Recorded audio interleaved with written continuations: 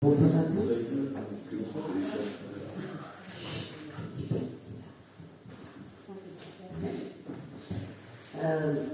Avant d'entamer la série de délibérations, nous avons une chose importante à faire.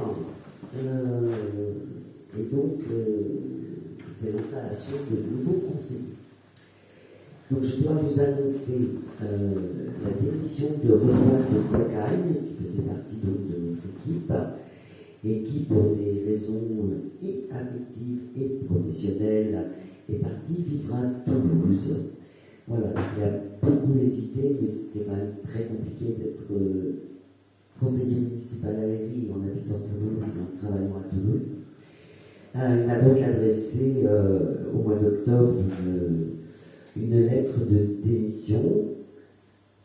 Je le remercie parce qu'il a notifié qu'il prendrait toute la disposition pour assurer la continuité de ce qu'il avait commencé et de transmettre les choses dont nous pourrions avoir besoin. Et il nous remercie collectivement de la confiance que nous lui avons accordée. Ce qui nous a amené donc à demander à M. Normand, qui était donc le suivant sur notre liste, s'il souhaitait siéger, et il a eu la gentillesse de nous répondre oui. Donc c'est un accueil, voilà, dans ce conseil municipal un petit peu revisité.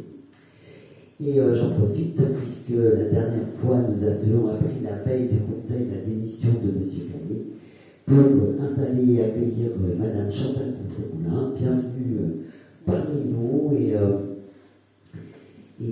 au plaisir de nos échanges, de nos débats et de pouvoir, j'espère de temps en temps, co-construire ensemble un certain nombre de choses.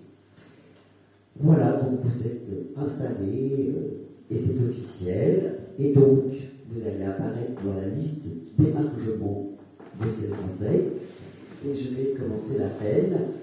Bertrand Aubert, Patrice Bollard, Johan Cancalon, Michel Tria est absente et m'a donné pouvoir, Bruno Normand, Christelle Demande, Kevin Lantuy était empêché à donner pouvoir à Christelle Demande, Nicolas Legard, moi-même, Isabelle Lebert, Éric Merlin, Delphine Pommier, Bernard Rafi, Carole Giscot, Valérie Thirier est absente pour donner les raisons. Valérie est en formation professionnelle à Amiens. Et donc elle part toutes les semaines, toute la semaine. Voilà, elle a envoyé un petit message pour qu'elle regardait si elle pouvait revenir entre deux. C'était vraiment trop compliqué. Donc elle a encore quelques semaines, je crois, de formation, me semble-t-il. Voilà, donc nous l'appelions au week-end, mais pas en semaine. Chantal Contremoulin, Marc Dugautier. Ah, je reviens, s'il vous plaît. Donc il a votre nom, monsieur le Lefebvre. Oui, il est un nom. Très bien. Merci. Lefebvre est là. Agnès Négo.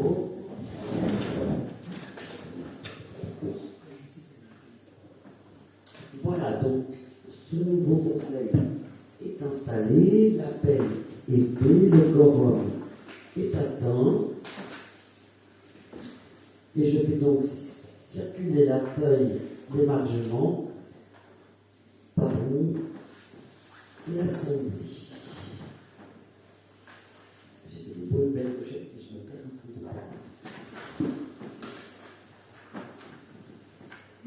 vous vous souvenez, la dernière fois, il y avait eu d'envoi de PP.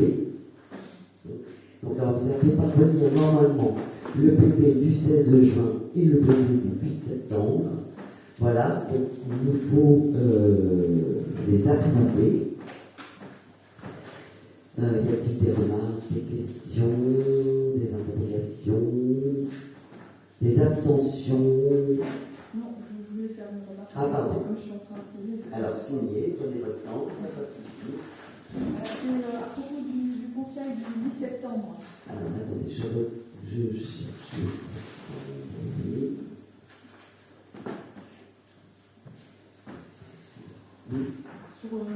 Inquisition Ferrand-Galfen. En fait, vous aviez dit que vous laissiez tomber l'ancien projet et appel à projet. Oui. Donc ça ne figure pas sur le compte rendu. En fait, vous l'aviez dit que vous D'accord. laissiez tomber le lotissement sud, donc D'accord. ça ne figure pas dedans. Avec le foyer Stéphane, vous aviez dit que en fait, c'était parce qu'il y avait trop de logements. Vous aviez dit qu'il y a 90 logements. En fait, dans le projet, c'était 70 logements. D'accord. Ok. Voilà, ça n'a pas été mentionné dans le compte rendu. D'accord. Ok. D'autres remarques? D'autres questions? Alors, s'il n'y a pas d'autres remarques ou d'autres questions, je vous propose d'approuver le procès-verbal donc, du 8 septembre et celui du 16 juin.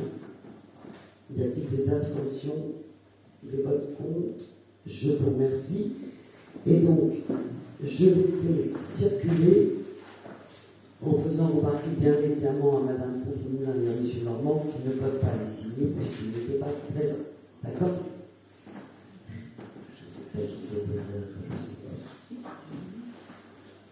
Alors, on reviendra vers vous par rapport à ce compte rendu et à ces procès-verbaux, puisque il faut encore qu'on fouille un peu, mais il y a une ordonnance qui a été sortie au mois d'octobre dans la loi engagement et proximité de Sébastien Lecornu, qui aurait tendance à ne plus mettre à l'approbation un certain nombre d'éléments du type PD, etc.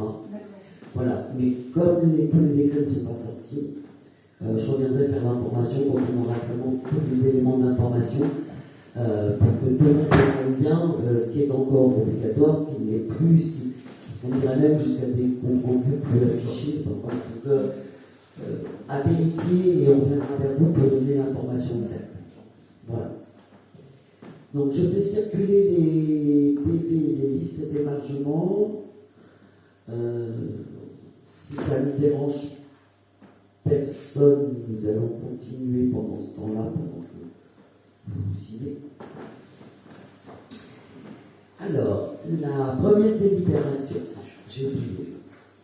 Regardez le regard de Christelle, et là vous me dites, j'ai oublié quelque chose. Le secrétaire de séance. Non, c'est c'est Carole cette fois-ci. Carole. Super. Secrétaire de séance, Carole Giscot. Un jour, j'y arrive.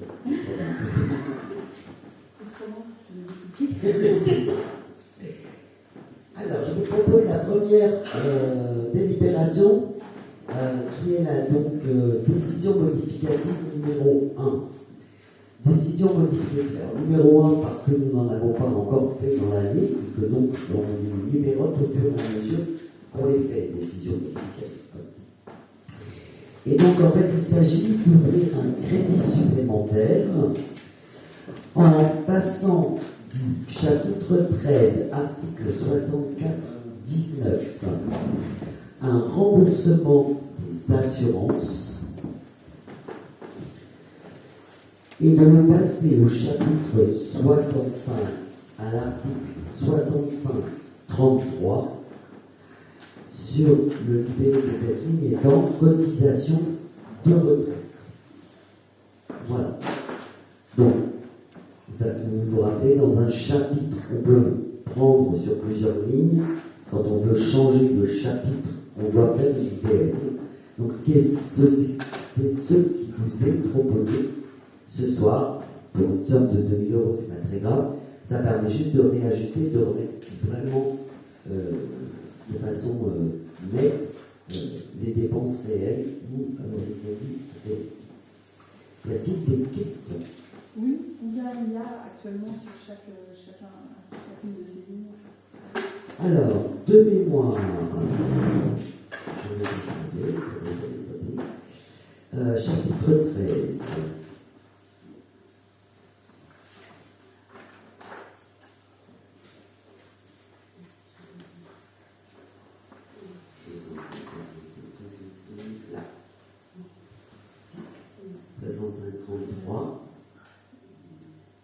qui est à 2712,58 €.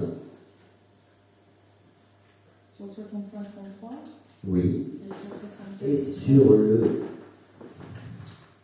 Recette des assurances. Et sur le 64,19, il y a 18 467 €.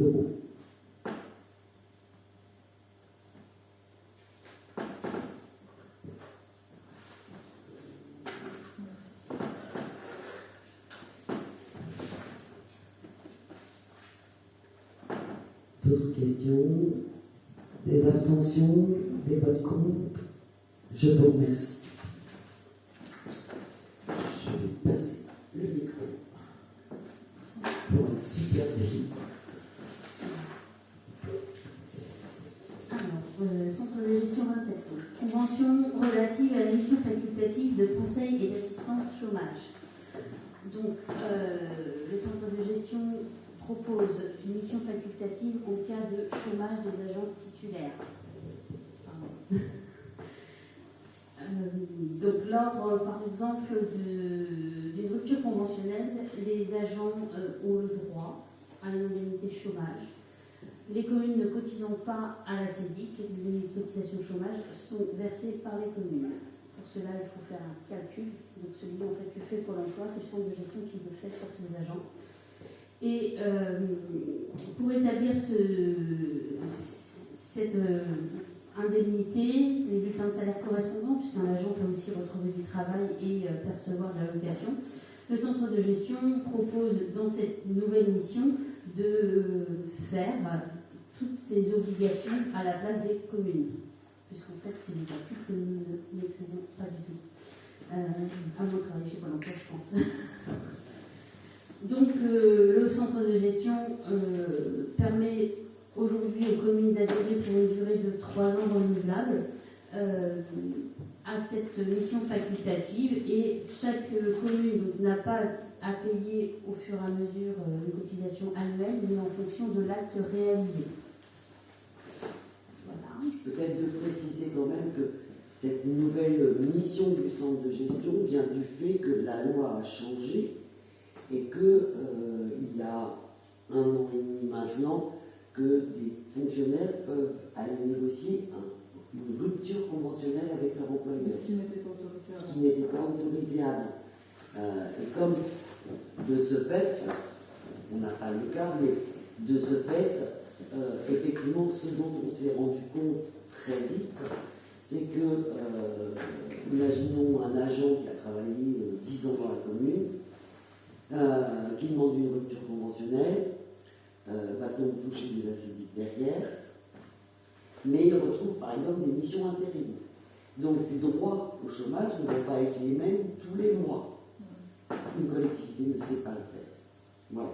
C'est pour ça que le centre de gestion s'est emparé de cette mission, voilà, pour en fait proposer cela et dire si ça doit vous arriver, nous on est en capacité de le faire, que vous ne saurez pas faire, parce que ça peut durer plusieurs mois, et si la personne, il y a un mois, elle travaille 15 jours, l'autre mois, elle travaille 3 semaines, l'autre mois, elle travaille 10 jours, le calcul sera revu à chaque fois.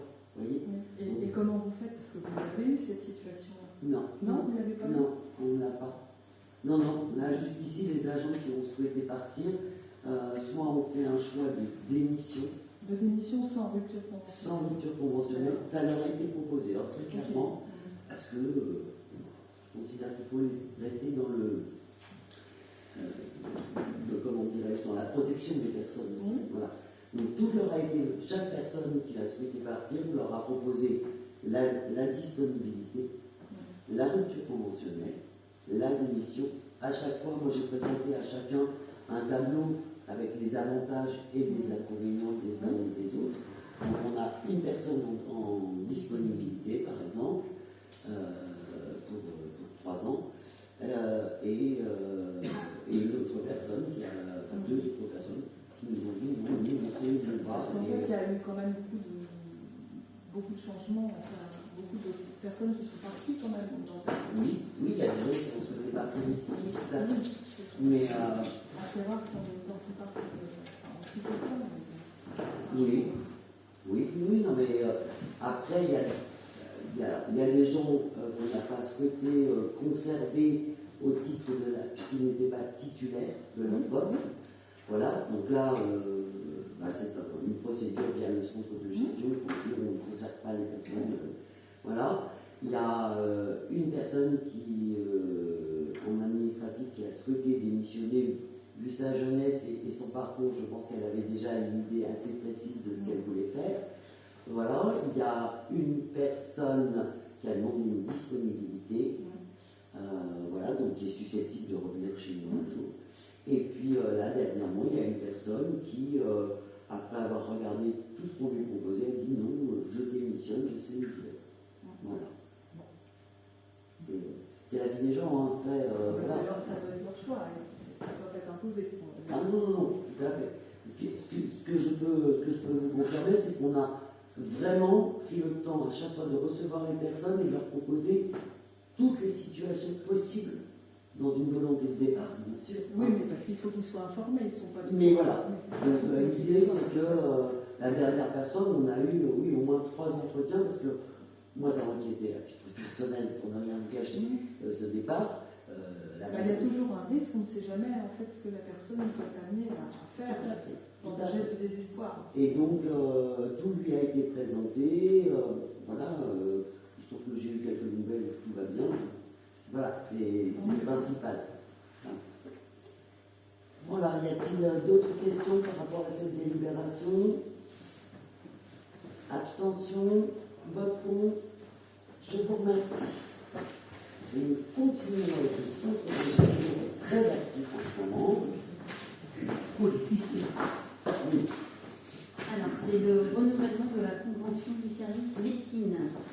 Et par ailleurs, dans ce renouvellement, il y a aussi une modification de la convention, puisque donc, les agents effectuent leur visite médicale directement au centre de gestion. Et maintenant, il y a des visites médicales, alors soit avec le médecin, l'infirmier. Ou un infirmier. Voilà. Et donc, c'est les quelques changements qu'il y a en fait dans cette convention. On avait déjà pris cette convention il y a 1 an et demi. Je propose de la renouveler. Voilà.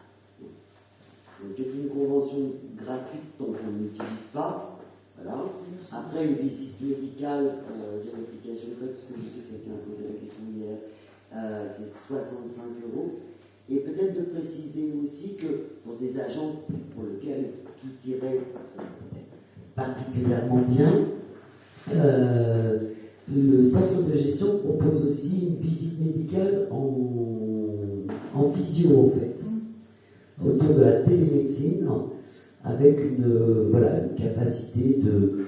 Voilà, quelqu'un qui n'a pas de problème particulier, il peut avoir un entretien avec le médecin via la visio, il peut décrire ses conditions de travail, dire qu'il a pas mal de dos, que tout va bien, etc. Ce qui fait qu'effectivement, ça évite aussi les voyages. Oui, c'est ça, parce que est-ce que c'est toujours à Évreux ou... Oui. Parce qu'à un moment, c'était à Val-de-Reuil, c'était quand même plus pratique. Non, c'est toujours... Voilà. Et donc, les agents ne sont pas forcément la voiture qui va aller. Voilà, les agents ne sont pas forcément mobiles, et puis ça signifie aussi qu'il faut prendre des rendez-vous groupés pour qu'il y ait un covoiturage possible. Parce que sinon, on va pas mettre tout le monde sur la route le même jour. Il faut que le service continue à tourner. Si par exemple c'est à la cantine haute, on ne peut pas les envoyer à la site pour le moment où il faut préparer le repas. Très bien. Mais oui, on y arrive. Voilà. Y a-t-il des abstentions, des votes contre? Je vous remercie. Alors, la dernière fois, je vous ai parlé d'une convention tripartite paroisse scout et mairie. Et donc, cette convention qui nous a fait en délibéré a été envoyée au diocèse, à la paroisse et aux prêtres, avec quelques remarques qui étaient fort pertinentes de la part du diocèse. Et au bout du bout, les scouts sont un peu revenus me voir en disant que malgré tout ce local ne s'est pas toujours approprié, c'était quand même un petit peu complexe et que si on avait un moyen de les accueillir autrement, ça serait mieux. Donc je les ai emmenés visiter la salle des Prunus, au même titre que les autres associations, telles que nous la proposons aux autres associations, et ils sont revenus enchantés en me disant que oui, là c'est vraiment bien, ça serait super qu'on soit là. Donc en fait, je vous propose une nouvelle convention. Alors ils ont besoin d'une convention signée par rapport aux responsables des scouts et au fait de pouvoir nous fournir une responsabilité civile. C'est ce pourquoi je vous propose la convention, qui est une convention très classique de mise à disposition. On rend les locaux dans le même état qu'on les a trouvés, on fournit une assurance de responsabilité civile, voilà, c'est un endroit où on n'a pas le droit de faire à manger, de fabriquer à manger, puisqu'elle est en classe 5. Donc, on peut faire réchauffer un petit truc, se faire un café, etc., mais on ne peut pas fabriquer un repas. Voilà, donc tout ça est écrit dans la convention, et comme ils ont besoin d'une convention signée par tout le monde, je préférais la présenter au conseil municipal et qu'ils aient une délibération dans les mains. Je pense que ça les rassure, donc c'est très bien.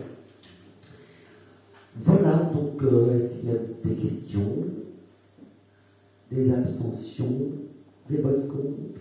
Je vous remercie.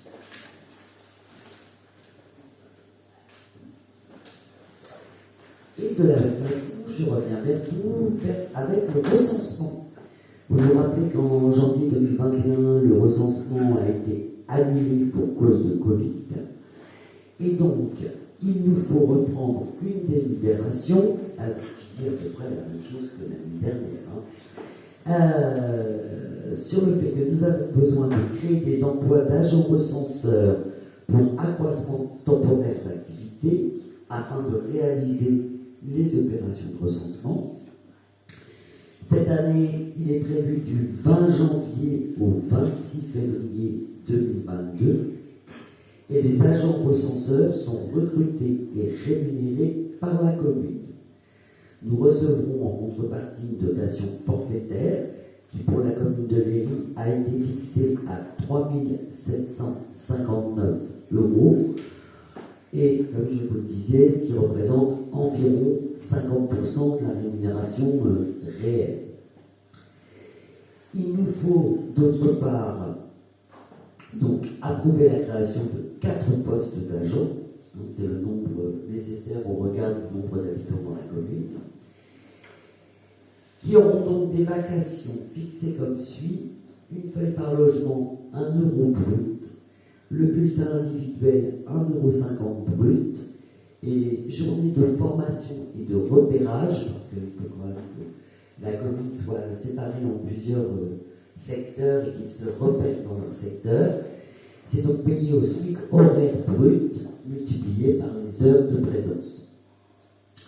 Voilà, et je vous demanderai aussi d'approuver la nomination de Madame Labelli en tant que coordonnateur communal, puisque ces agents ont besoin non seulement d'être formés, mais après aussi de pouvoir se référer à une personne, et nous avons proposé que ce soit elle. Voilà. Y a-t-il des questions? Alors, sachant, oui, parce que vous l'avez la fois que vous avez posé la question. Nous en avons 3 sur les 4. Pour l'instant, j'en ai 2 dessus. Alors, aujourd'hui, nous avons 2 personnes sûres qui nous ont déjà répondu positivement sur les 4. Donc, j'engage chacun, si vous connaissez du monde qui pourrait être intéressé, voilà, à leur dire de se présenter en mairie pour voir si ça peut fonctionner et si on peut les recruter.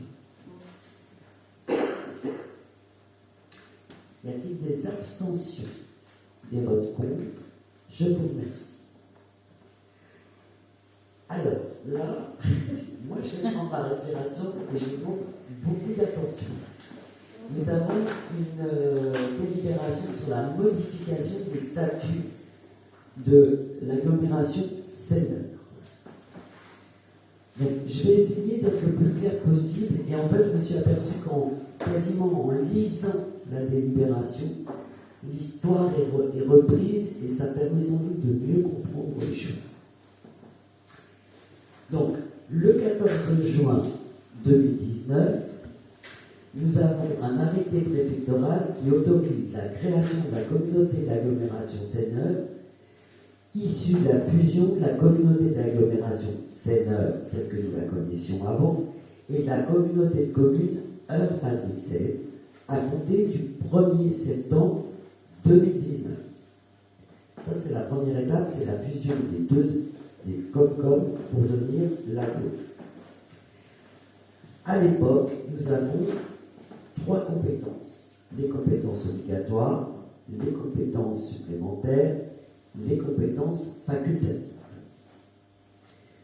Là où ça se corse un tout petit peu, c'est que avant 2019, avant 2020, pardon, il y avait aussi les compétences optionnelles. Donc, première compétence sur laquelle on va vous demander un changement. Au titre des compétences facultatives, la communauté d'agglomération Seine-Neuve gère la construction, l'aménagement, l'entretien et la gestion des nouvelles gendarmeries sur le territoire. Donc, à ce titre, elle a porté à l'époque la construction de la gendarmerie de Louviers. En date du 19 septembre 2019, elle a ajouté à cette compétence la caserne de gendarmerie de la commune de Pont-Marche. Et donc, à l'époque, les statuts avaient été modifiés en ce sens. Mais, l'arrivée de la CEMS, la commune de Gaillon, qui a une gendarmerie, a engagé des discussions avec le groupement de gendarmerie de l'Eure. La direction générale de la gendarmerie nationale a considéré qu'il fallait une nouvelle caserne sur le territoire de Gaillon. La commune de Gaillon a identifié un terrain qui lui appartient, sur lequel on pouvait construire la gendarmerie. Ils ont donc à l'époque initié un travail avec Mon Logement 27, qui est, je vous rappelle, la fusion d'Eure Habitat et de ses communes. Mais entre-temps, la fusion d'Eure Habitat et de ses communes a provoqué un changement de statut qui n'autorise plus Mon Logement 27 à construire et gérer des casernes. Et donc la commune de Gaillon s'est tournée vers la communauté d'Aglo au regard du caractère intercommunal de l'équipement et puis du savoir-faire des services communautaires puisqu'ils en gèrent déjà 2. Et donc, en délibération du 28 septembre 2021, le conseil municipal de Gaillon a fait part de son souhait de voir la communauté d'agglomération porter cette opération pour le compte de l'État et s'engage à mettre le terrain gracieusement à disposition. Ainsi donc, ce qui vous est demandé dans un premier temps, c'est de rajouter à la compétence de l'AGLO, Louviers et Pont-Marche, de rajouter la compétence sur la caserne de Gaillon. Jusqu'ici, tout va bien. Mais entre-temps, nous avons eu des évolutions législatives qui sont venues modifier la répartition ou la dénomination de certaines compétences. Ainsi, les compétences assainissement des eaux usées, eau potable et gestion des eaux pluviales ont changé de nomination de compétences. Donc les compétences eau et assainissement ne sont plus des compétences optionnelles et celle relative aux eaux pluviales est retirée des compétences facultatives, puisque les compétences optionnelles sont devenues des compétences supplémentaires. Donc il faut changer les statuts pour avoir le droit de garder les compétences, mais de les mettre dans la bonne case. Optionnel, ça n'existe plus, on met supplémentaire à la place, et donc toutes ces compétences qui étaient optionnelles il faut redélibérer pour les remettre dans la bonne case qui est celle des compétences supplémentaires. Voilà. Je l'ai lu 15 fois pour pouvoir vous expliquer tout ça, parce que je ne comprenais pas. C'est le droit de dire quel bloc à la fin? Oui, on a le droit. Voilà. Et donc, ce qui vous est demandé, pour résumer mon propos, ce qui vous est demandé, c'est d'intégrer aux compétences obligatoires l'assainissement des eaux usées, l'eau potable et la gestion des eaux pluviales urbaines. Les compétences eau et assainissement, c'est-à-dire le chapeau, sont donc retirées des compétences optionnelles, puisqu'elles sont devenues obligatoires, et celles relatives aux eaux pluviales est retirée des compétences facultatives, puisqu'elles sont devenues aussi obligatoires. N'est-ce pas? Et en même temps, ce que je vous demande donc d'approuver, c'est le fait que la compétence construction, aménagement, entretien et gestion de la caserne de gendarmerie sur la commune de Louviers et sur la commune de Pont-de-l'Arche soit complétée par construction, aménagement, entretien et gestion de la caserne de gendarmerie sur la commune de Gaillon. Je ne sais pas si vous avez tout compris. C'est pas si compliqué. Non. C'est quand même assez drôle. C'est de l'administratif. C'est ça. Et on s'est quand même dit que, parce que très clairement, la délibération nous a été envoyée pour que nous puissions la On prendre. va expliquer. Et on s'est dit que la personne qui l'avait écrit avait quand même dû se torturer les méninges. Voilà. Et donc, et si vous avez besoin, donc, je vous invite à relire les statuts modifiés, c'est un grand moment de solitude, je trouve. Voilà. Je ne sais pas s'il y a des questions, je ne suis pas sûr de savoir y répondre. Y a-t-il des abstentions? Des votes contre? Je vous remercie.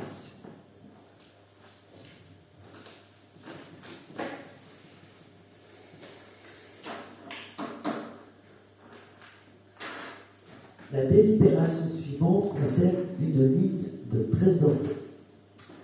Alors, vous avez dû voir peut-être en passant que les travaux de la cour de l'école ont donc commencé.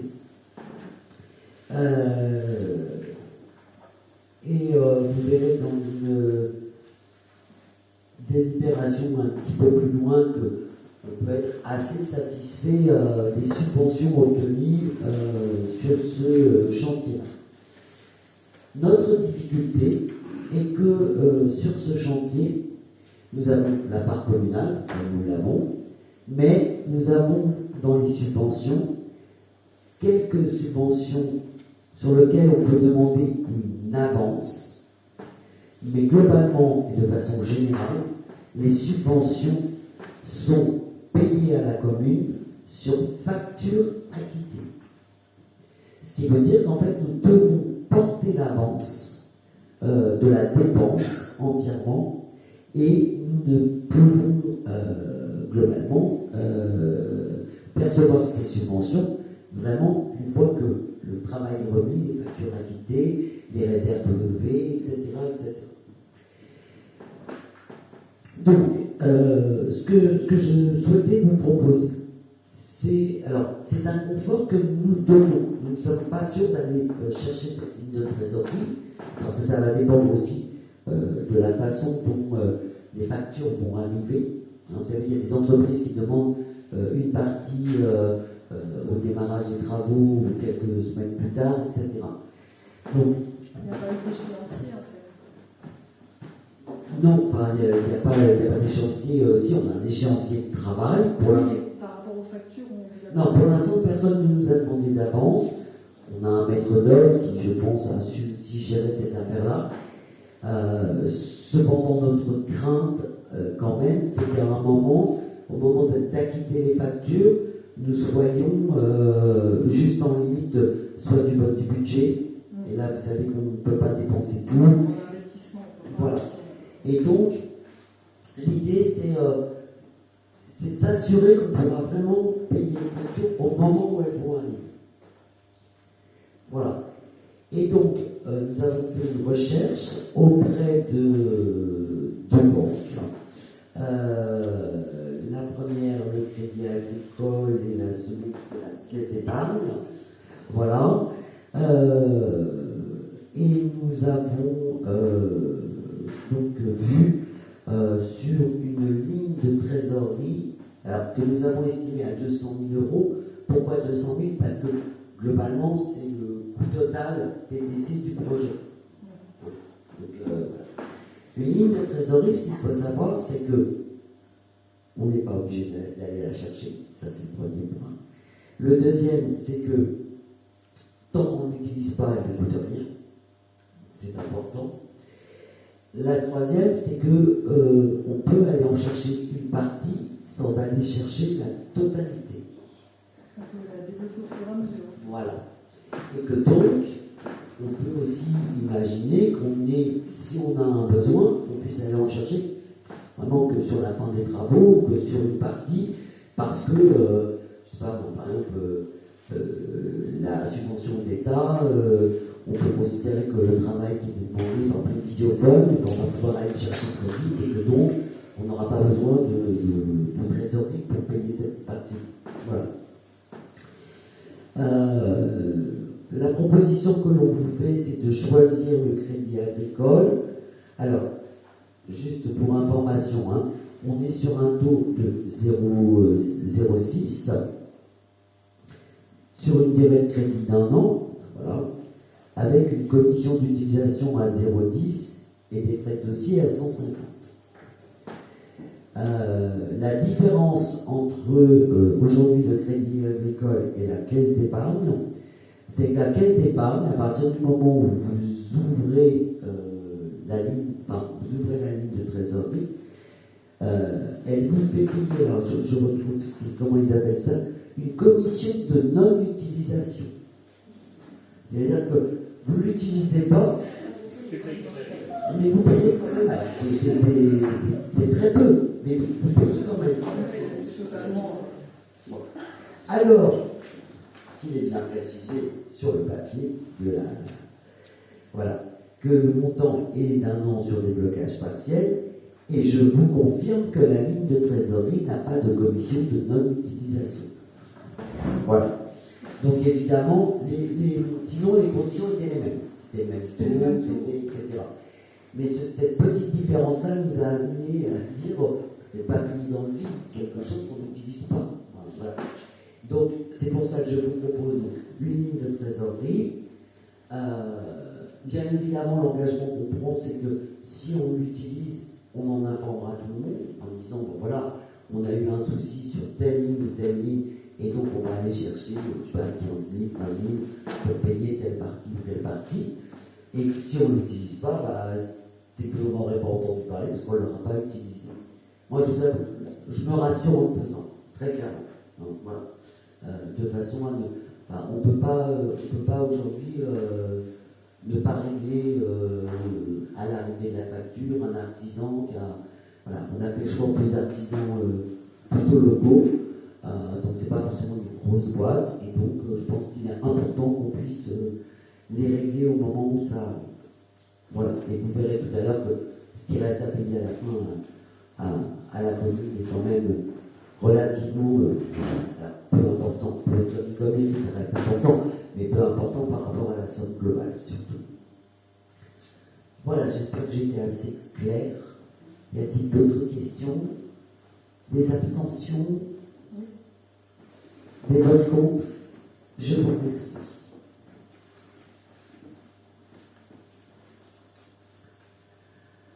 Une petite désignation les sites Natura 2000, là, donc, qui, vous connaissez la classification d'un certain nombre de lieux avec le conservatoire des sites qui examine l'état justement de ces sites, etc. et préconise des actions de protection ou de développement, etc. Et donc on a un site Natura 2000 de la vallée de Seine à Mont. À Val, ça s'appelle quelqu'un d'autre, je suppose. Et il vous était demandé des candidatures pour aller au COPIL, qui aura d'ailleurs lieu le 16 novembre, si je ne m'abuse. Voilà, donc M. Bollard s'est proposé en tant que titulaire et Mme Pommier en tant que suppléant. Malheureusement, je reprends le travail lundi et je ne pourrai pas. C'est pas un devoir chez un des deux. Je suis vraiment désolée. Alors, Ouais, tu peux rester suppléant. Voilà, ça ne change rien. Obligé, Voilà. non, c'est peut-être laissé. Voilà.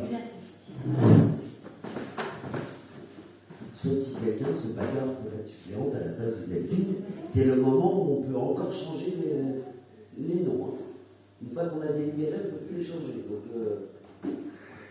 L'histoire de Delphine. Ça t'intéresse pas? Toi, tu bosses pas, non? bon, on reste comme ça. Ok. Donc, je vous propose Patrick Bollard en titulaire, Catherine Pommier en suppléante et plutôt bien, tu prends notre nom. Ouais, pas dans les conditions actuelles, Ah. mais ouais. Bon, On va falloir le bah, désolé.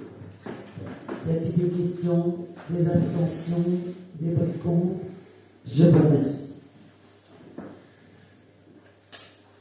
Est-ce que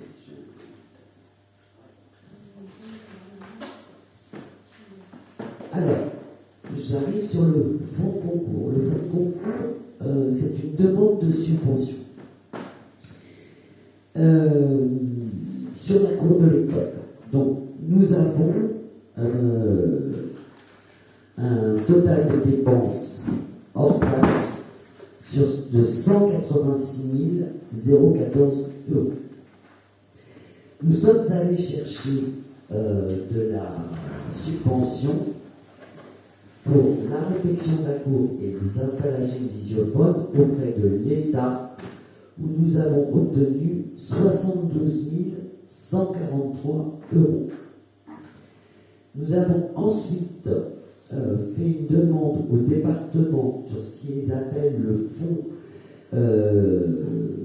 d'aménagement du territoire vie éducative pour les visiophones à hauteur de 3 850 et sur ce qu'on appelle la renaturation des espaces extérieurs, c'est-à-dire la réfection de la cour en mettant un petit peu moins de bureaux que ce qu'il y avait avant, hein, et en replantant des arbustes, etc. Nous avons obtenu 53 565 euros. Il restait donc à la charge de la commune, globalement, 56 500 euros. Sauf que la communauté d'agglomération permet, sur un fonds de concours vie scolaire, d'aller chercher une subvention qui doit absolument être de 50% de ce que la commune, de ce qui reste à payer à la commune. Donc nous avons pris les 56 500, c'est ça à peu près, et nous avons fait la demande des 50%. Mais il faut qu'il reste à la charge obligatoirement de la commune 20% de la dépense totale. Donc le calcul en fait a été fait de telle façon que sur les 50%, il reste 20% en charge à la commune, ce qui fait qu'aujourd'hui, nous pouvons demander un fonds de concours à l'agglomération de 19 254 euros.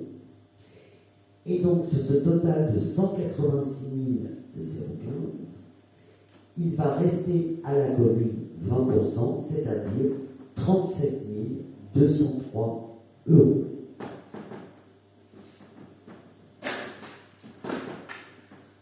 Oui, c'est toujours hors, oui, tu as raison, c'est toujours hors taxe parce que les demandes de subvention se font toujours sur hors taxe. Et que, par ailleurs, je rappelle quand même, madame, que sur la toute taxe, dans 2 ans, nous pourrons récupérer un an, nous pourrons récupérer une partie en FCTVA. Donc, c'est une dépense quand même, mais voilà. Il y a quand même un moment où on récupère quand même un peu les choses.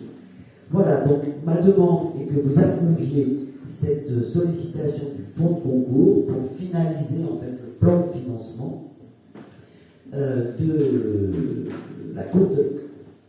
Voilà. Y a-t-il des questions? travaux sont prévus à la fin, pourquoi, quand c'est... Alors, ils ont démarré le 2 novembre. Oui. Si tout va bien, on est sur globalement une fin décembre.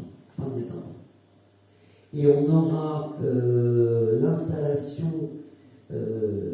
Alors, la structure sera terminée, hein, les plantes, tout ce qui est plantation de terre, coudron, etc. Ce qui sera sans doute un petit peu attendu et sera installé sans doute courant janvier, c'est ce qui est jeu immobilier urbain, parce qu'en fait, depuis le Covid, vous savez, il y a des pénuries, et les commandes, quand on a lancé le marché, il fallait avoir que le marché soit validé, etc.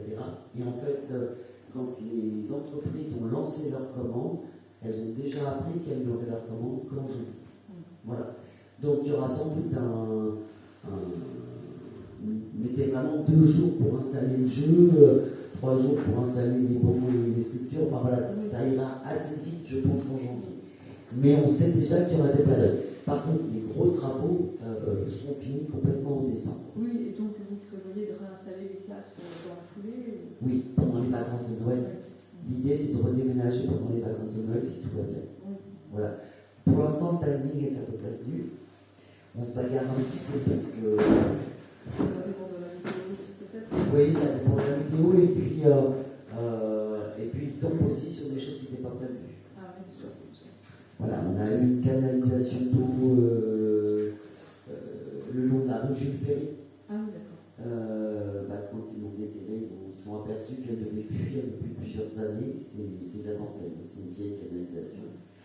Voilà, donc ça veut dire pour faire une tranchée, repasser une canalisation, etc. Et puis le regard d'eau qui est au bout. Pareil, je pense qu'il va falloir qu'on change. Et dans la cour aussi, sans doute sous la cour, il faudra aussi le faire. Oui, il y a des voilà, on découvre des choses. Maintenant, quand on creuse, on trouve des choses.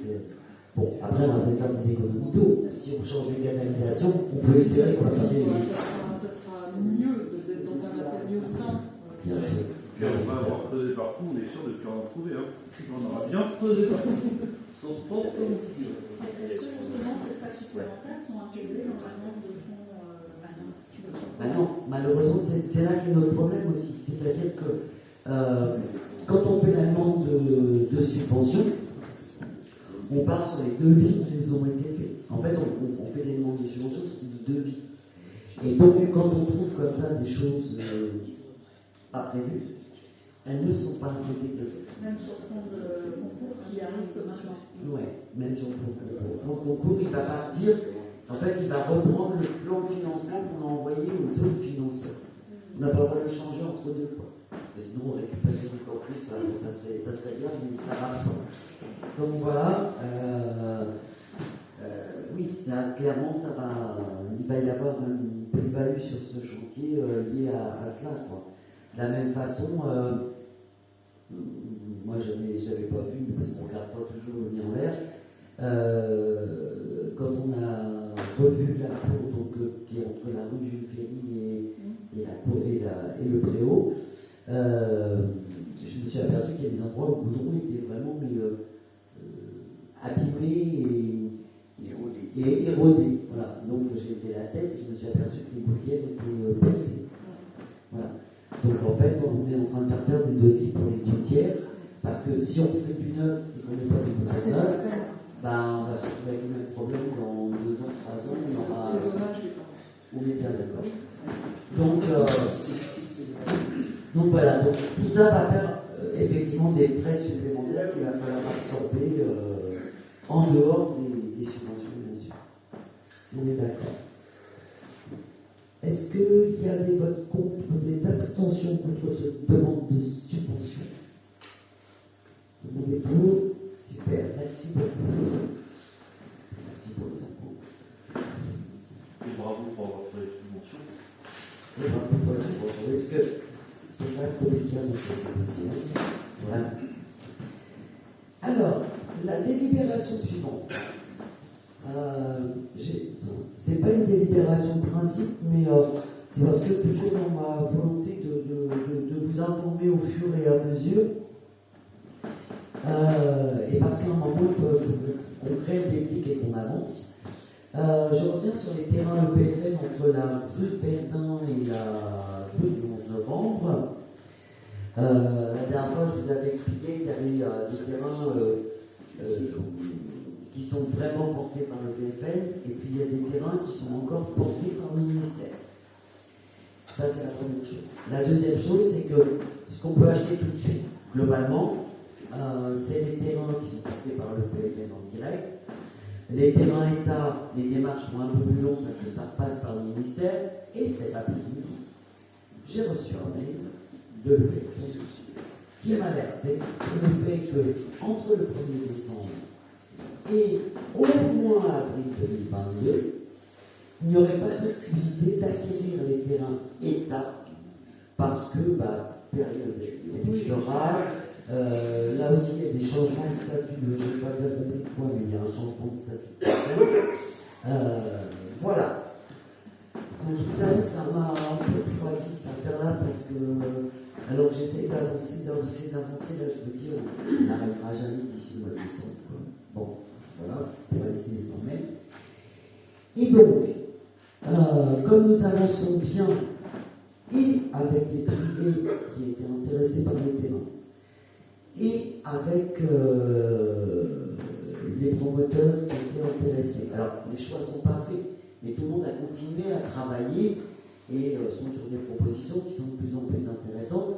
On va, je pense, mettre un peu à l'opinion publique du conseil municipal, mais au-delà de ça, je souhaite que Voilà. La population soit informée. Complètement.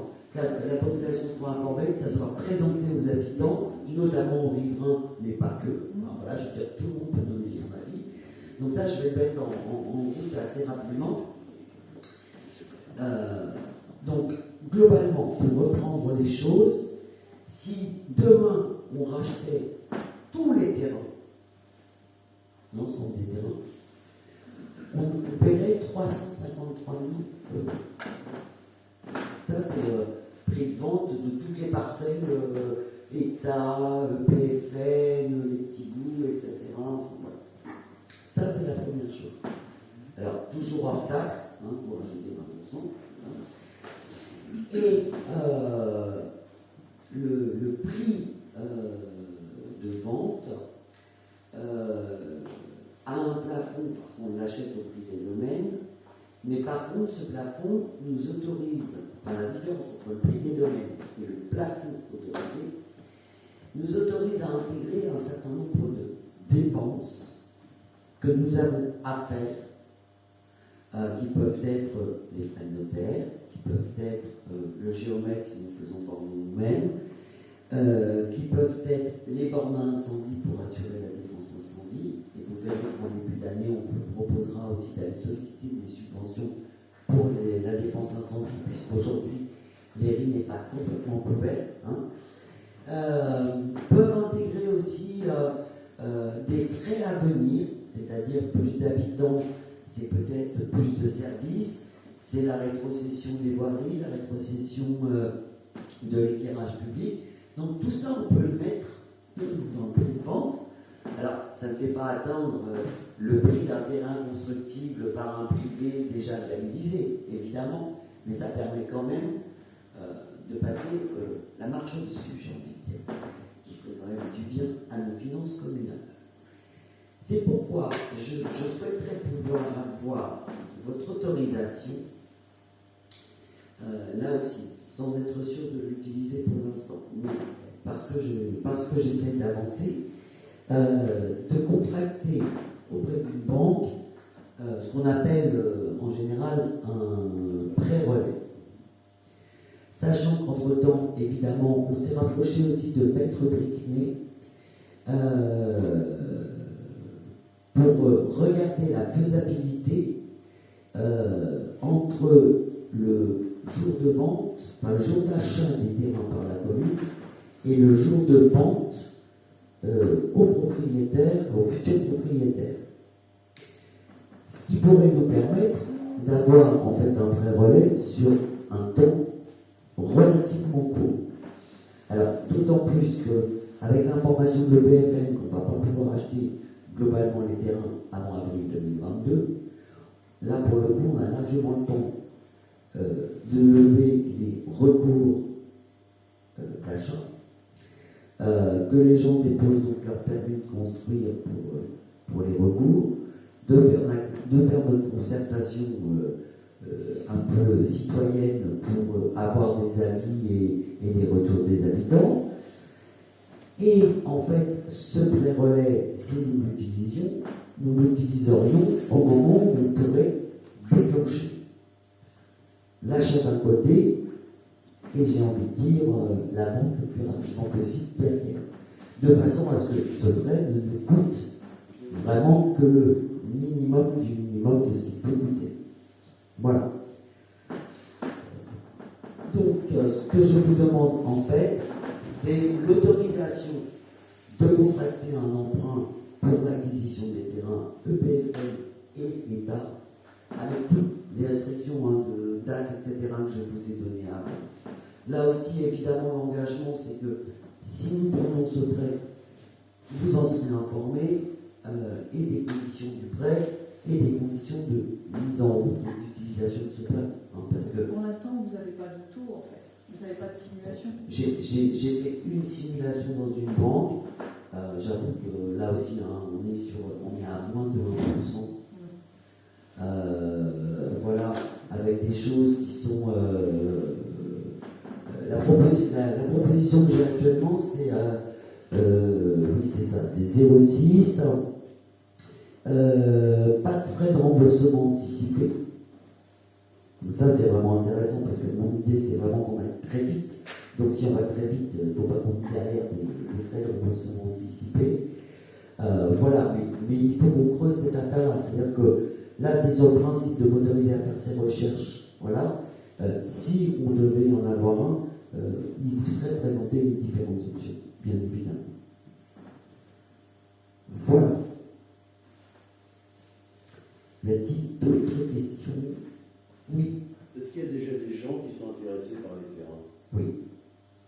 C'est ça. Et vous avez les noms? Oui. J'ai les noms, ils sont en train. Et vous ne donnez pas les noms, on ne sait pas qui c'est. Les gens de la commune ne savent pas qui va acheter ces terrains que la commune achète pour leur enfant. Ça serait bien de savoir quand même que les gens de la mairie sachent qui achète ces terrains à la commune.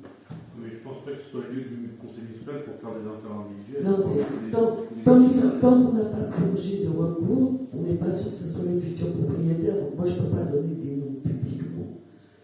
Voilà. C'est important de savoir.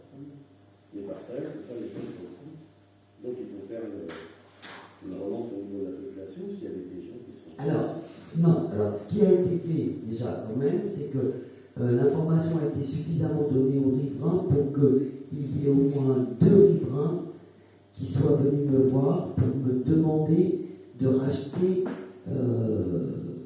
des bandes de terrain autour de chez eux. Donc ce travail-là, il a été fait. C'est-à-dire qu'il y a globalement rue Verdun, les deux sont rue Verdun, mais il y a un propriétaire qui souhaite avoir 200 mètres carrés supplémentaires autour, c'est ça, autour de sa maison, et surtout parce que sa maison est le long de sa limite cadastrale et qu'il souhaite pouvoir aller derrière sa maison. Et puis un autre monsieur qui a une maison et un terrain derrière et qui souhaite avoir accès à ce terrain. Voilà. Est-ce que c'est pour les vendre à bâtir plus tard? Est-ce que c'est votre prévision? Est-ce que les terrains derrière sont constructifs pour devenir constructifs? Alors, le monsieur en question, dans les terrains derrière, il en a une toute petite partie constructible. C'est bien ce que je pense. Parce que vous savez, on est sur les bords de l'Eure, il y a toute une partie qui est constructible sur les bords de l'Eure. Favoriser, c'est pas. La commune, je suis d'accord, mais par principe. Mais de toute façon, plusieurs choses quand même. Il y a une partie des terrains qui sont vendus à des privés, et c'est très peu. Voilà. Parce que moi, je ne suis pas aménageur, je ne sais pas faire viabiliser un terrain, et je ne suis pas promoteur immobilier. Voilà. Donc je considère que ce n'est pas à la commune de le faire. Donc aujourd'hui, ce que je fais, c'est que je travaille avec, pour l'instant, 2 promoteurs différents, qui ont 2 architectes différents, et qui me proposent un aménagement. Voilà. Et là, après, dans cet aménagement, il y aura du lot à bâtir. Et ce lot à bâtir, il sera connu de tout le monde. Hein, voilà. Mais voilà. Mais aujourd'hui, je ne peux pas donner de nom parce que. Non, mais on ne sait pas en fait à quel prix au mètre carré seraient vendus les terrains. En fait, vous savez ça. Non. Vous avez, enfin, avec ceux qui sont intéressés, ils vous ont fait une proposition de prix au mètre carré. Non? Alors sur les promoteurs, je suis toujours en discussion parce qu'ils sont rares et que moi j'ai l'impression de la plus de ce qu'ils veulent me donner, très clairement. Et avec les propriétaires privés, on est encore en discussion pour certains. Hein. Parce qu'en fait, on ne peut pas trop vous dire si on est d'accord ou pas, si on ne connaît pas le prix de vente au mètre carré. Vous voyez, ça joue quand même sur la décision d'être pour ou contre. Si vous avez appris que la commune est bénéficiaire, on est d'accord. Mais moi je fais du bénéfice. Non, mais je vais être très clair, je fais du bénéfice. Là. Mais je suis en train d'essayer d'en faire le plus possible. Hein.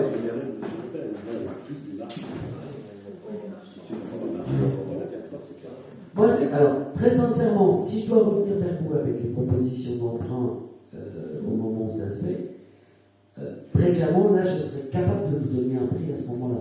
Parce qu'on aura été jusqu'au bout de la démarche de négociation. Très clairement, aujourd'hui, je parle du promoteur qui ferait l'aménagement, je ne vous parle pas des privés. J'ai repris à l'époque où il y a eu le concours. Oui, avec l'appel à projet. Avec l'appel à projet. J'ai repris toutes les propositions de l'époque.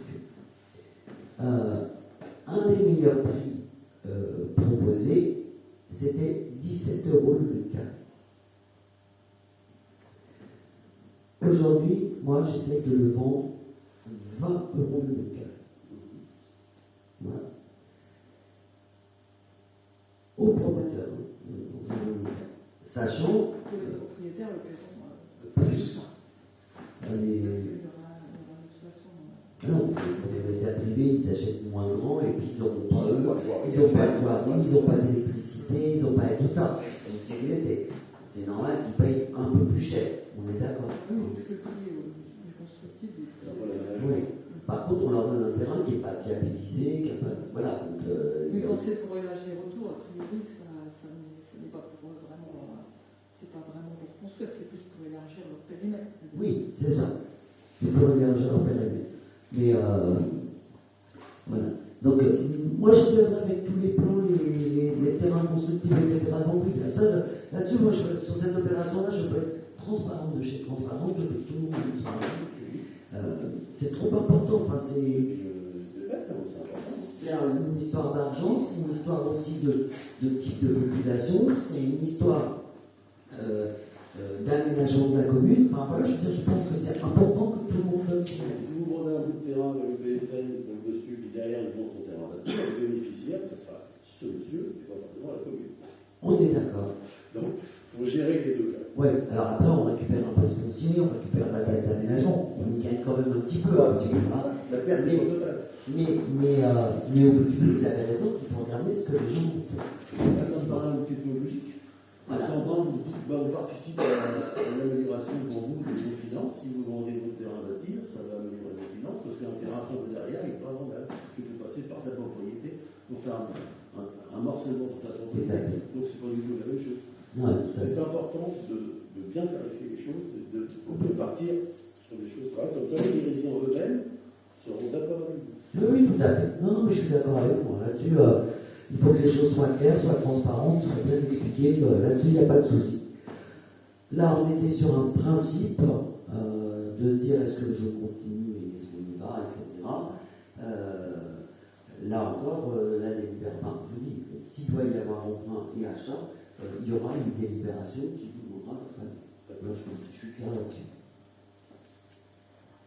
Abstention. Oui, abstention. Vote contre. Je vous remercie. Et le dernier dossier, qui n'est pas le plus simple non plus, celui-là. Là, ce coup-ci, je vous emmène au niveau de la Grange Couchée.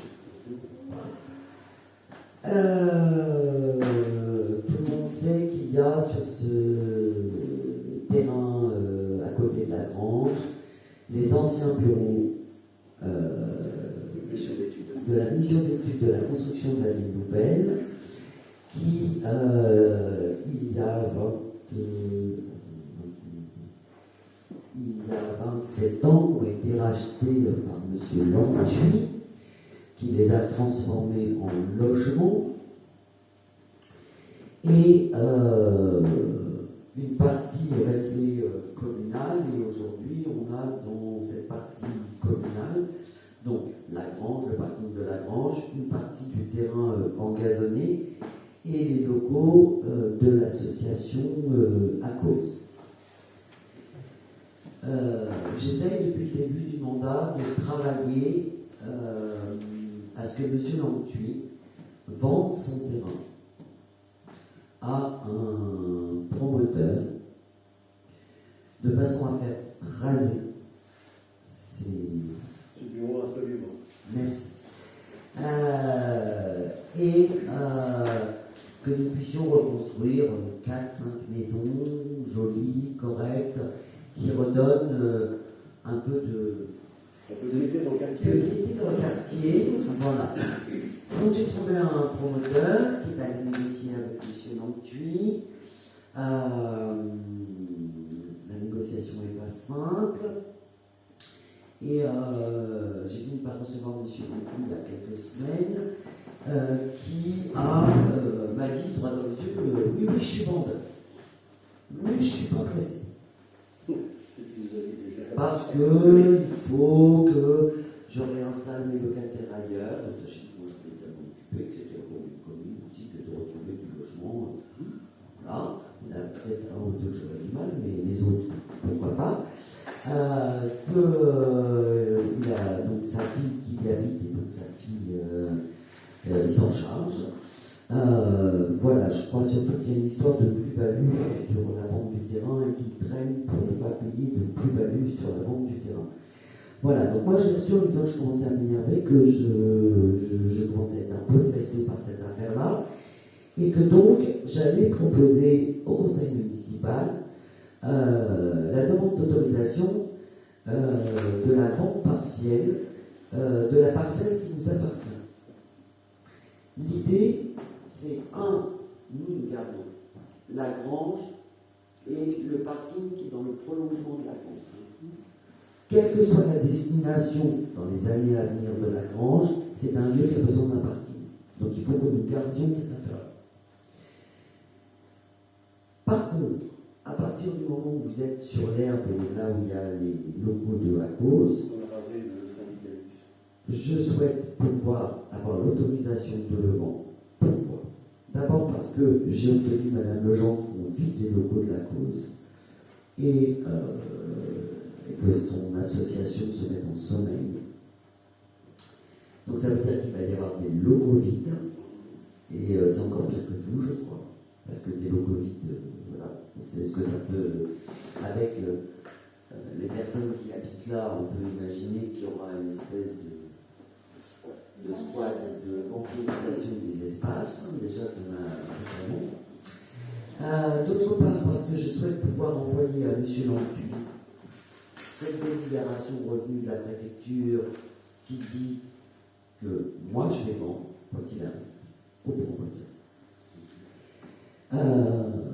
Et que je pense aussi que ça va beaucoup rassurer les riverains que j'ai engagés. Je les vois tous les 2 mois. Je leur parle beaucoup, mais alors je pense qu'ils ont gardé leur confiance, mais ils commencent à trouver aussi temps. Et donc l'idée, c'est vraiment de leur dire, regarde, nous on essaye d'avancer. Voilà.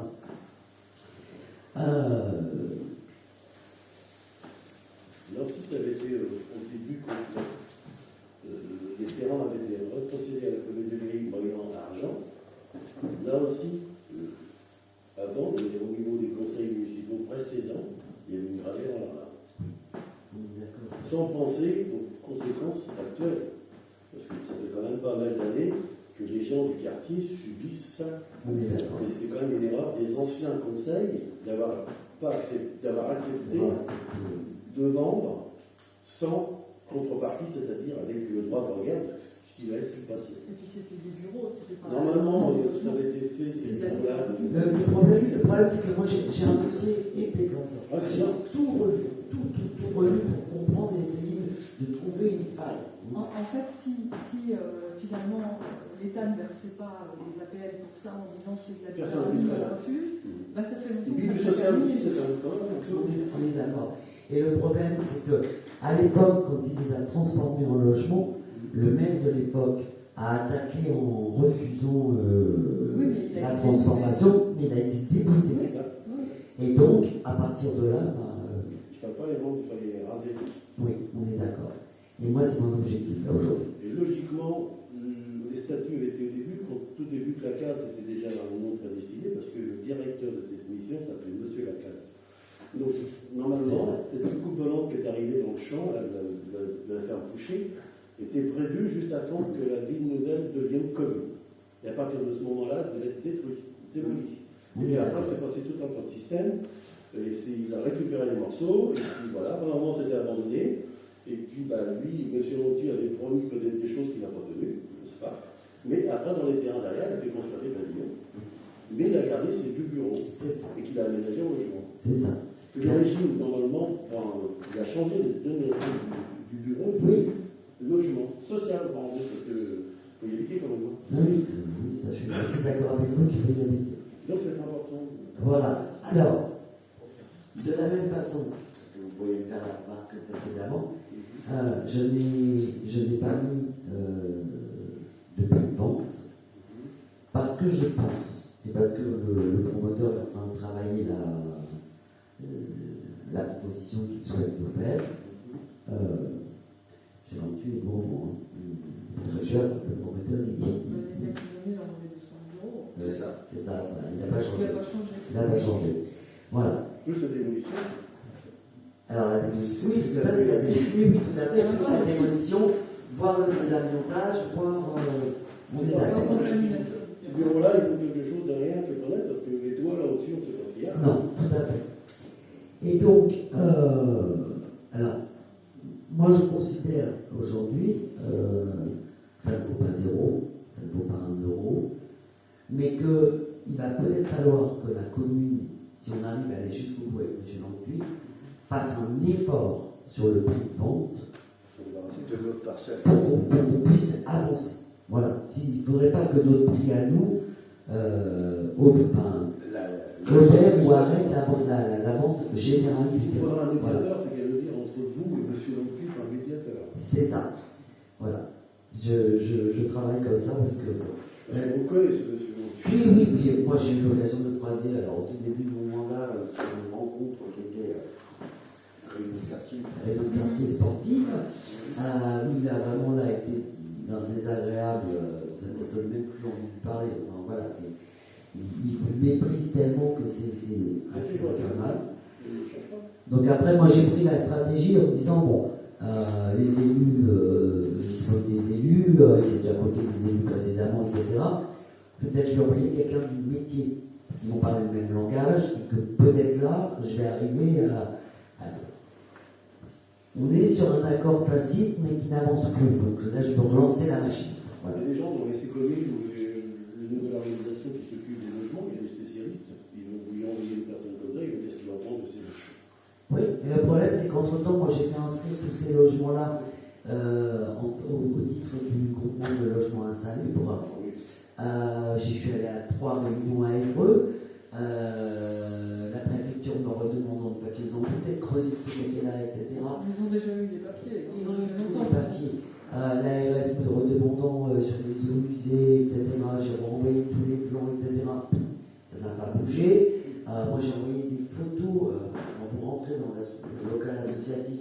Juste à côté, il y a les fils électriques. Je me dis, mais comment ça n'a pas encore Au niveau bougé? sécurité. C'est terrible, quoi. C'est du bois sur une ossature métallique lumineuse. Oui, c'est ça. Et puis, vous avez un chauffe-eau avec des fils électriques qui passent au-dessus. L'installation antique, ouais. C'est impressionnant. Mais je n'ai pas réussi à aboutir de ce côté. Donc, il faut qu'on trouve des moyens. Alors, voilà, donc je lâche pas le côté contrôle sanitaire, etc. Parce que je me dis que plus on les embête, plus à un moment, quand même, ça finit par déboucher. Mais je me dis qu'il faut aussi qu'on attaque par ça y est, c'est parti, on vend, on veut construire autre chose, etc. Qui sentent notre détermination et que nous, on lâchera. Le bout de la Coste est à vous? Sur le bout de terrain? Non? Le bout de De la mission qui reste où est la Coste, l'association Lacoste? oui, c'est à nous. Oui, c'est à vous. Donc là, je le vide. Là, je ne cache pas que si je pouvais le faire tomber. C'est ce qu'avait fait M. Mélenchon. Il avait commencé à envoyer un avertissement à M. Montuy en rasant le syndicat mixte qui était là. Le syndicat mixte est parti et M. Mélenchon a décidé, puisque c'était pareil, ça faisait un moment que c'était resté comme ça, donc il a décidé de le faire abattre. On devait envoyer un message. Non, mais c'est ça. Je pense que là, il faut qu'on trouve des messages. Alors, Ça n'a pas fait château de clair, c'est resté debout. parce que moi, mon rêve, c'est si on pousse la cause, est-ce que tout s'écroule pas? Mais c'est pas bien ce que je dis. C'est ce qu'il faut faire. Mais Voilà, c'est quand même le quartier numérique, pas terrible. Ah, ouais, c'est pas possible. C'est pas possible que ça C'est brillant, assez brillant quand même. Non, mais c'est ça. Alors, non seulement c'est pas terrible, mais parmi les locataires, il y a des gens qu'on n'entend pas, très sincèrement. Il y en a 2-3 qui sont un peu compliqués, qui mettent un peu le bazar.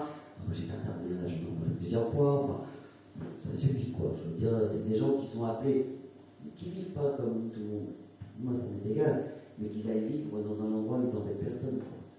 Et donc, ils trouvent des terrains ou des locations dans la campagne. Voilà.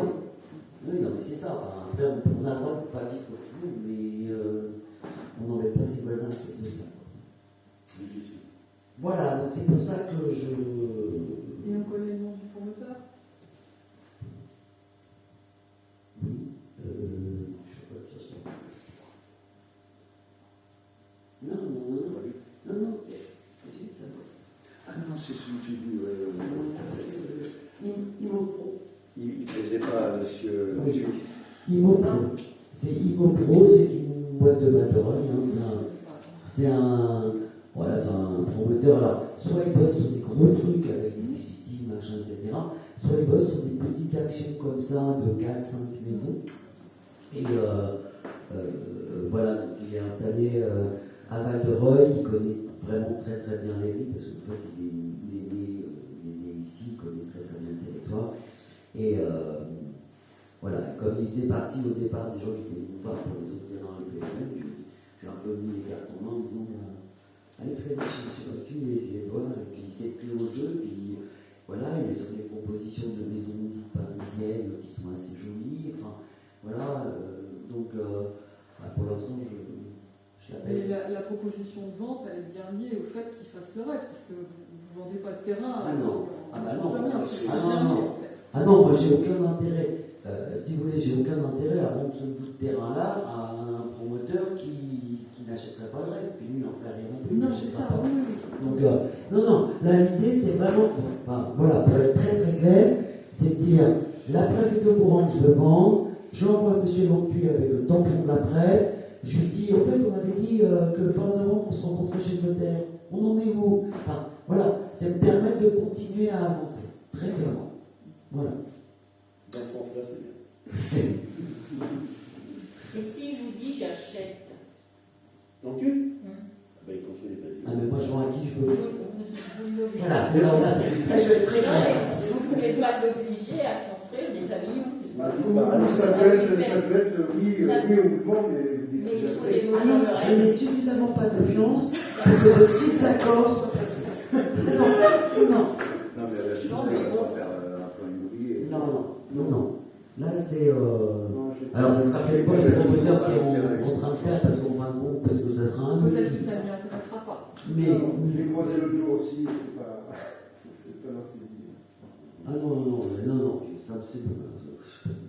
Vous savez, ça fait quelques conseils qui essayent de Oui, je sais bien. pousser M. Montuy à vendre et de séparer ce Oui, mais quartier. d'année en année, comme tout le monde, il vieillit. Ouais. Vous aurez peut-être la chance par rapport au. Moi, il m'a dit, je l'emmènerai pas dans ma tombe. Là, je me suis dit, on a avancé. Oui, mais bon, Voilà. Non, ma plus grande crainte, c'est cette histoire de plus-value. Parce qu'en fait, sur les terrains comme ça, quand vous les revendez, la plus-value, elle est sur 30 ans. Et donc ça nous emmène en 2024. Il y a un paquet d'années qu'il a acheté. Ben, ça fait 26 ans. Parce que c'était du temps, je pense que c'était M. Brun qui était maire.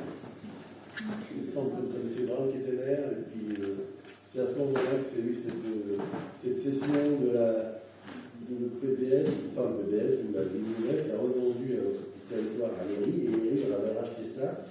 Et forcément, a trouvé un promoteur, mais il a construit le pavillon. Mais je pense que moi, l'accord devait devenir. Il devait raser normalement. Je pense, oui, je pense qu'au départ, Mais ça n'a pas été spécifiquement. c'est ça. Et après, toutes les affaires en justice, moi, dans le gros classeur que j'ai relu, toutes les affaires en justice ont été débutées. D'abord parce que ici, on était très bien, c'est son métier. Il y avait des super avocats aussi, je suppose. Il y avait des failles à chaque fois, dans chaque petite affaire, il y avait des failles. Et il a pris toutes les failles. Ça, c'est clair. Bien. Mais ça fait quand même 30 ans. Est-ce que vous m'autorisez à vendre partiellement cette parcelle sur le principe de. Sur le principe, on attend de. Ah oui, Oui, parce que pour l'instant, c'est juste de dire. C'est un accord de principe. Vous avez vu, on avance, monsieur. Oui. C'est vraiment ça, je vous assure. Ok, merci beaucoup. Est-ce qu'il y avait, avant de. Alors, non. Pour les informations, non, je pense qu'on a dit la bonne information. Est-ce qu'il y avait des questions? Il y en avait deux sur Facebook. Oui, alors. Alors, il y avait des questions sur les points de l'ordre du jour. J'ose espérer que les gens écoutent. Alors, j'ai répondu partiellement et j'espère que les gens écoutent pour avoir la réponse. Il y avait une sur le conseil citoyen. Donc, ce que j'ai dit tout à l'heure, moi, je veux vraiment, avant la fin de l'année, j'attends d'avoir vu l'aglo sur l'histoire de la piste cyclable, etc. Et après, on réunira le conseil citoyen, notamment pour présenter des projets et pouvoir aussi avoir des premiers avis, alors qui sont que des avis consultatifs, certes, mais qui sont importants. Voilà, et puis il y avait Le flafibre. la Le fonds quotidien.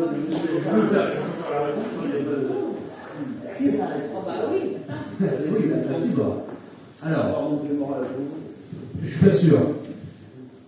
Il était prévu au dernier conseil qu'on soit fibré à la fin de cette année. Alors, dans le monde numérique, il a subi quelques déboires, notamment en ne choisissant pas les bons sous-traitants. Il est obligé de repasser en fait, dans les communes qui avaient commencé à être fibrées, dont la nôtre. Donc, on est sur une installation de la fibre, une activation de la fibre au premier semestre 2022. Ça, c'est la mauvaise nouvelle. Pour nous rassurer, quand même, puisque j'essaie d'être votre humble serviteur sur ce sujet, en tout cas, j'harcèle toutes les semaines. Alors, dans le numérique, donc je change même de boîte mail pour pas qu'ils sachent que c'est moi. J'ai des multiples façons de faire, des numéros de téléphone différents, etc. Et il y a eu du changement quand même. Toute la zone au-dessus du stade Dissuens de Val d'Oreille, qui retombe du coup de fait vers chez nous, notamment chez Sarah, a été fibrée et est active.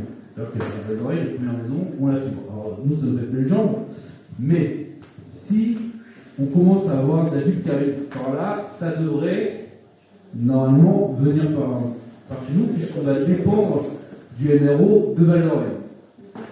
Et vous allez prévoir pour certains des armoires de répartition de la fibre mises aux émodèles.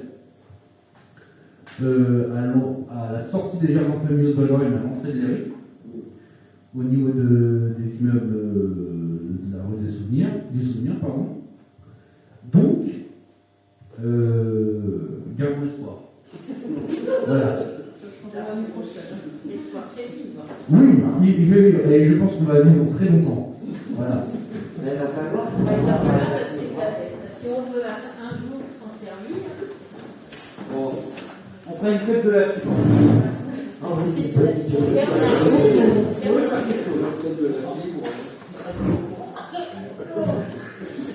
Alors, tellement box que ça va faire péter les. Oui, je vous en prie.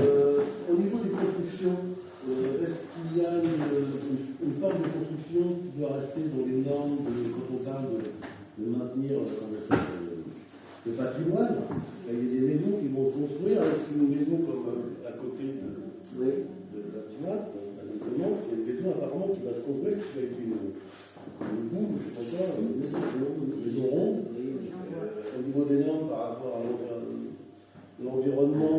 Qu'est-ce que vous en pensez?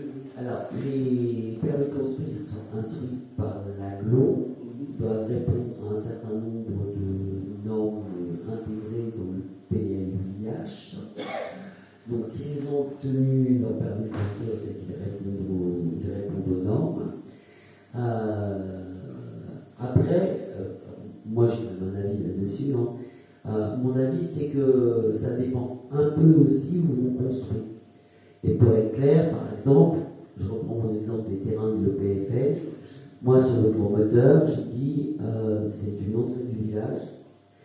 Je veux que les maisons soient mises comme, vous voyez, après la suite de la rue du 11 novembre. Les maisons, Comme c'est prévu un peu dans le PLU, finalement. Voilà. Je veux qu'il y ait des éléments en termes de couleur, de toit, couleur pierre, couleur brique, etc. Je veux des éléments qui fassent du rappel. Donc là, on est un peu sur l'idée de, entre certaines maisons, même si c'est pas de l'ancien, mais mur un petit moellon, vous voyez, avec une grille, des choses comme ça, enfin, des choses qui fassent du rappel, qui se disent, quand on rentre dans le mur, on rentre dans le mur. On n'habite pas à côté. Ça, voilà. Maintenant, sur des maisons qui sont, entre guillemets, un peu plus cachées, qui sont un peu plus à l'intérieur, il y a moins de contraintes, parce que évidemment, elles sont moins visibles. Il y a aussi les normes, si elles rentrent dans les normes d'économie d'énergie. C'est ça. Parce que cette maison, c'est un peu un dôme, je sais pas ce que je sais plus comprendre. Oui, et de ce que j'ai cru comprendre, que moi j'ai demandé, c'est un permis de construire qui a été accordé par M. Calais en plus. Voilà. D'autant plus. Moi je l'ai demandé, c'est pour savoir si une moi aussi, construction comme ça de droit dans un village d'arriver comme ça dans un lieu de maison ancienne. C'est toujours un peu étonnant. Moi, je ne vous cache pas que c'est toujours étonnant. J'ai pas vu tout le projet parce que c'est pas moi qui l'ai signé, donc c'est pas. Il y a l'architecte des monuments. Normalement, il doit être prévu. Non, on n'est pas dans le périmètre. Non, on n'est pas dans le périmètre de l'église. 300 mètres. Non, 500 mètres. 500 mètres. C'est 500 mètres dans le périmètre de l'église. Les enfants du village. Et donc, effectivement, voilà. De toute façon, derrière, c'est la casse qui donne ce. Et pour rassurer, puisqu'on a eu pas mal d'appels des voisins, donc j'ai contacté aussi le propriétaire pour lui dire que les entreprises qui démarrent entre 7h30 et 8h le matin, c'était compliqué pour le voisinage. Et donc, il m'a prévenu qu'il y aurait encore aujourd'hui et demain, et qu'après, les mini-pelles s'en iront, puisque de toute façon, la construction des terrassements est terminée et qu'il n'y a plus que la construction en bois. Voilà. Par ailleurs, il a ouvert toute la terre à la commune. Oui, c'est parti. Non, mais c'est gentil. Le seul truc, c'est que une idée un peu spécifique, on lui achète une maison. Déjà, dans le principe, il achète une maison avec un terrain. Après, il fait la division de ce terrain, le terrain qui appartenait depuis des dizaines ou quinzaine d'années à cette maison. Donc, il divise, il fait un chemin d'accès et il construit une maison complètement bizarroïde vis-à-vis de l'environnement tout autour. Oui, non, mais ça fait une grande maison en bois avec un double garage en agglo avec deux et toits. une grande piscine, etc. Voilà. S'il y a deux toits, ça va. Mais je pense pas que vous voyez avoir deux toits. Non, il n'y a pas de deux toits, il y a deux garages, mais il y a un seul toit. Alors, poil à la hauteur du mur, en tout cas, parce que c'est une colonne sur le mur. Voilà. Donc, ça sera tout poil à la hauteur du mur. d'accord. Moi, je vous souhaite. Mais moi, si vous avez l'autorisation de la Tu vas avoir 5 heures par à côté de chez toi. C'est ça, moi. Reste bien qu'on fasse ça. Après, moi, j'habite à côté de Clio, j'ai un gros Clio, il est dans les 500 mètres de l'église, et puis esthétiquement, c'est une catastrophe. Donc, voilà. Non, mais ils font pas leur boulot. Après, voilà, mais c'est bien qu'il y ait une entreprise qui soit aussi au centre. Non, mais la Clio, ça a été fait, le bâtiment, elle a été fait il y a. Ah, bah oui, Il n'y avait pas les mêmes obligations. voilà, Non, mais c'est pas mais là, avec les normes établies, mais si on rentre dans une maison, c'est entre les vagues publiques. Pour avoir une église non conventionnelle, parmi les deux conventionnelles. Mais après, moi j'ai un peu de mal à. Enfin, je suis comme moi, j'ai un peu de mal. J'aime bien les maisons modernes de Porcher. C'est pas n'importe Tous ensemble, les maisons modernes entre elles. Mais c'est pas. Ah ouais. Ou Il y a bien la alors. diversité parfois. Non, mais ou alors un Ouais, peu planqué, quoi. Un peu planqué. Voilà, là, en plein centre-bourg, Bah, tu verras, voilà. et puis les voisins, ils ont plus sur une. Ça va être une maison d'esquimaux, ça continue, je comprends bien. On voit. C'est possible. C'est possible. Si ça On revoit. parle de la couleur, tu veux. Normalement, au niveau de la couleur, ça doit rester blanc, parce que c'est une maison en bois. Alors, si blanc, il y a des gens qui ont des couleurs respectées.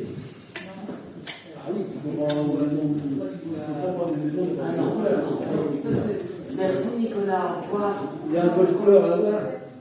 Non, je vous dis ça parce que c'est notre voisine qui me parle, me dit on va avoir une maison en eau, mais quand j'ai passé les esquimaux, comment dire ça arrive, je ne savais pas. Donc. Non, non, mais c'est vrai qu'il y a des gens qui ont des goûts très modernes et c'est tout à fait respectable. Après, dans les villes, il y a des endroits où c'est un peu compliqué, je trouve. Voilà, Il aurait mis près de la forêt là-bas, c'était bien. Et de la même façon, j'en ai discuté avec le bois là. avec M. Duhamel sur le projet de M. Duhamel, là, en disant, moi je demanderais qu'il y ait un architecte et des contraintes architecturales, quoi.